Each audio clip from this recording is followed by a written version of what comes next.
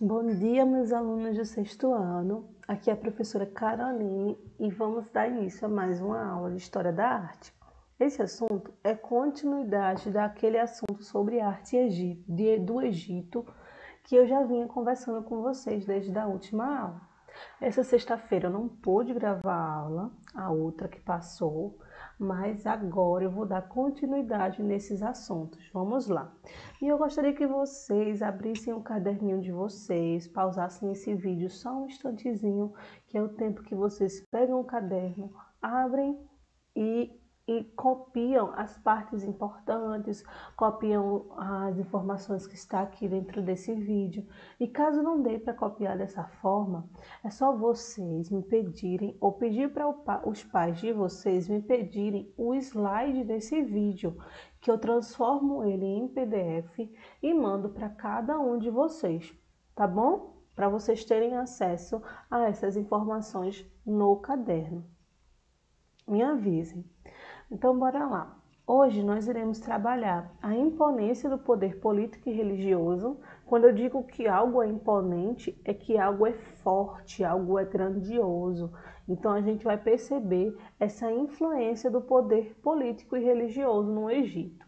E as convenções da arte egípcia. Convenções são regrazinhas da arte do Egito, que os artistas faziam suas pinturas, suas esculturas e suas arquitetura, né? A pirâmide, aquela grandiosidade, que eu já pedi para vocês pesquisarem sobre uma que eu lembro.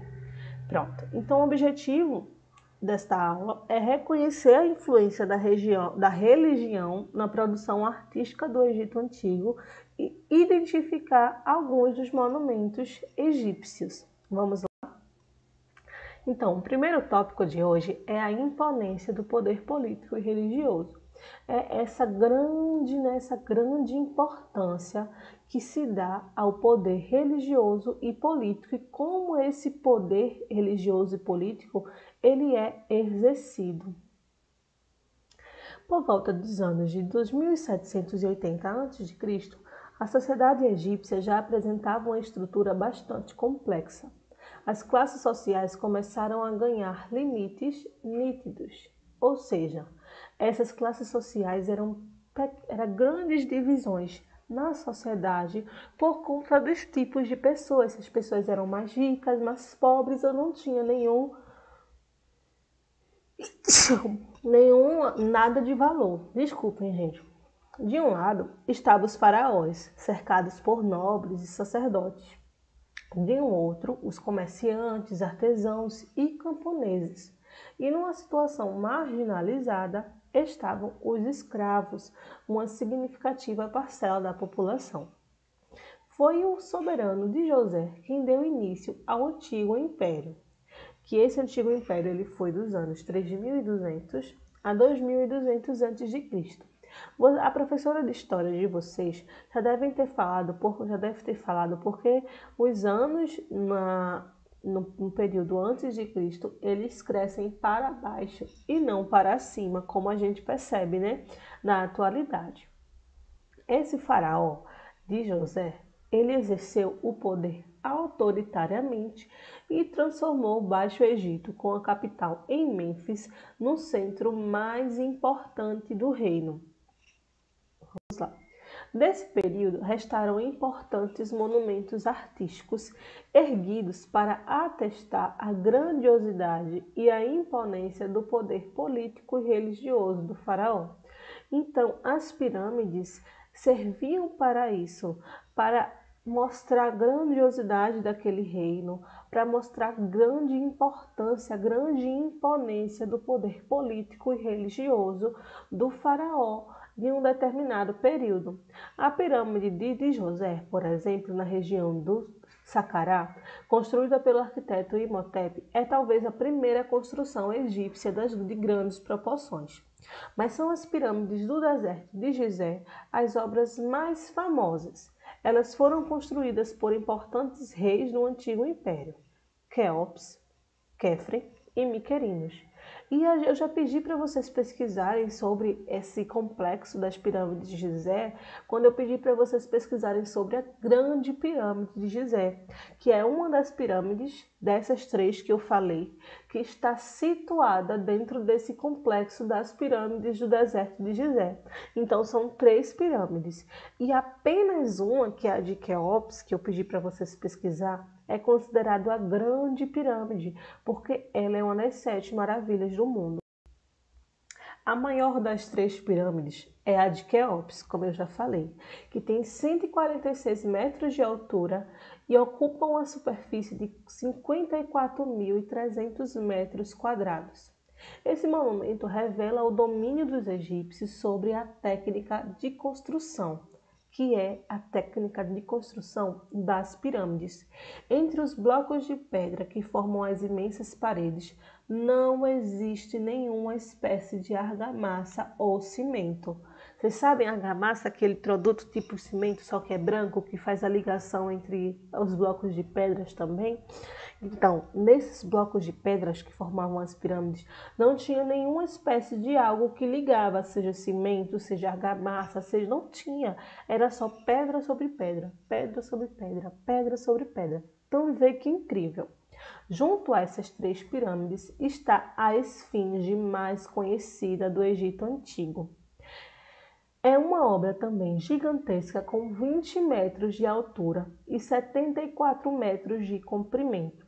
Ela representa o faraó Khefren, mas a ação erosiva do vento, que vocês já devem saber o que é erosão, ou se não, eu explico aqui brevemente, mas a professora de ciências e professor de geografia vão dar mais explicações, que é a ação do vento sobre os elementos naturais, e isso pode causar até nas obras artísticas. O vento, ao passar nessa esfinge, foi tirando poeira, tirando os detritos que formavam aquela esfinge, e hoje ela está com um aspecto meio enigmático, né? Um aspecto misterioso, mas ela ainda está lá, e eu vou mostrar aqui a foto para vocês. Essa aqui, ó, foi a primeira pirâmide que eu falei, a pirâmide de Djosé, no Sácara. Ela foi construída para homenagear o faraó Djosé. Essas pirâmides aqui, que é o complexo das pirâmides de Gizé, que eu falei para vocês, elas são as pirâmides de Quéops, as pirâmides de Quéops, as pirâmides de Khefren e de Miquerinos. Eu sei que a de Quéops, como é a do centro. Eu não sei qual é a de Khefren e qual é a de Miquerinos, se é nessa ordem que eu apontei ou se é o contrário. Mas todas elas formam o complexo das pirâmides de Gizé, do deserto de Gizé. E essa é a esfinge aqui que eu lhe falei, que ela está logo depois dessas três pirâmides. A esfinge é esse formato aqui, essa construção arquitetônica belíssima, formada no semblante do faraó Khefren. E agora a gente vai para o segundo tópico, que é uma arte de convenções. Como já dito, a arte egípcia estava intimamente ligada à religião, servindo de veículo para a difusão de preceitos e crenças religiosas. Então, a arte egípcia está ligada, sim, com a religião, e ela tende a valorizar esse aspecto religioso do Egito. Por isso, obedecia a uma série de padrões e regras, o que limitava a criatividade ou a imaginação pessoal do artista. Tratava-se de uma arte anônima, pois a obra deveria revelar o perfeito domínio das técnicas e não o estilo quem a criava. Tanto que quando a gente vê assim, a gente procura arte egípcia e a gente vê algumas artes, a gente parece que é tudo o mesmo artista que fez, porque eles buscam dominar esses padrões para que a arte não saia desses padrões. Então, observando essa aqui que eu estou mostrando para vocês. Entre as regras a serem seguidas no baixo relevo e na pintura, destaca-se a lei da frontalidade, que é uma lei que determina que o tronco da pessoa que fosse representada se estivesse sempre de frente. O tronco. como se estivesse sempre de frente, e sua cabeça e suas pernas e seus pés estivesse de perfil, no caso, para o lado, como ele estivesse numa posição meio que com a cabeça para o lado e o corpo querendo colocar o corpo para frente. Só que quando vai descendo, né, o artista, ele também faz as pernas e os pés para o lado.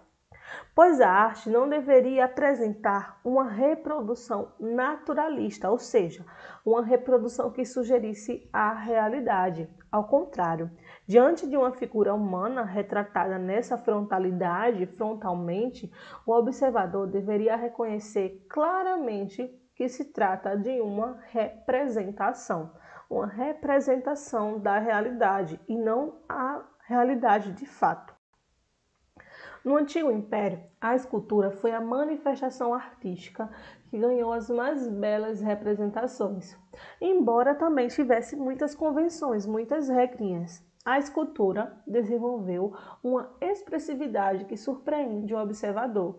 Por meio dela, revelam-se dados particulares do retratado, a sua fisionomia, seus traços raciais e sua condição social.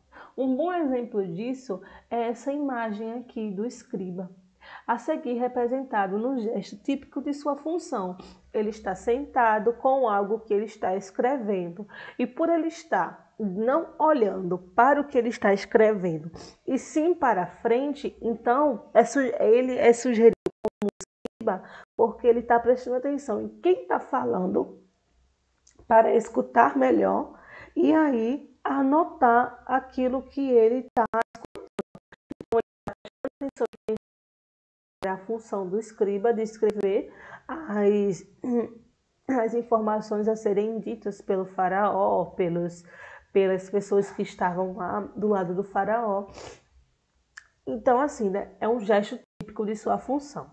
Apesar da expressividade da escultura do Antigo Império, no período seguinte, o Médio Império, o convencionalismo e o conservadorismo das técnicas de criação voltaram a produzir esculturas e retratos estereotipados que representam a aparência ideal dos seres, principalmente dos reis, e não seu aspecto real. Então, por mais que a escultura do Antigo Império quisesse, né, ter uma expressividade, aí o convencionalismo e aquele conservadorismo das regras, não é?